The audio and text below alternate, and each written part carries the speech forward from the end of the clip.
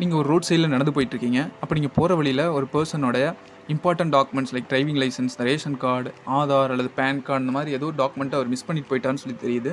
அதை நீங்கள் எடுத்து செக் பண்ணி பார்க்குறீங்க. அந்த பர்சனோடைய டீட்டெயில்ஸ் உங்களுக்கு தெரியல, அதில் எந்த ஒரு காண்டாக்ட் நம்பர் இந்த மாதிரி எதுவும் இல்லை.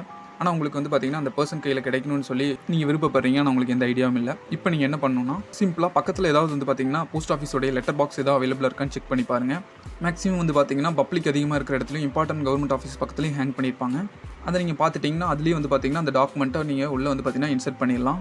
ஒருவேளை பக்கத்தில் உங்களால் லொக்கேட் பண்ண முடியல இல்லை அந்த லெட்டர் பாக்ஸை எது அந்த இடத்துல எந்த ஒரு போஸ்ட் பாக்ஸும் இல்லைன்னா பக்கத்தில் இருக்கிற போஸ்ட் ஆஃபீஸ்லேயே போய் அந்த டாக்குமெண்ட்டை நீங்கள் அப்படியே ஹேண்ட் ஓவர் பண்ணிடலாம். இந்த மாதிரி நான் கீழேருந்து எடுத்தேன், யாரோ மிஸ் பண்ணிட்டாங்கன்னு சொல்லி ஹேண்ட் ஓவர் பண்ணிடலாம். அவங்க எந்த ஒரு சார்ஜும் இல்லாமல் எந்த ஒரு போஸ்டேஜ் ஸ்டாம்பும் இல்லாமல் ஃப்ரீயாக ஒரு சர்வீஸ் கவரில் போட்டு அதில் டாக்குமெண்ட்டில் இருக்கிற அட்ரஸ் எல்லாம் நோட் பண்ணி அந்த பர்சனுடைய அட்ரஸ்க்கு அனுப்பிச்சிடுவாங்க வித் அக்கௌண்டபிள் ஆர்டிகலாக.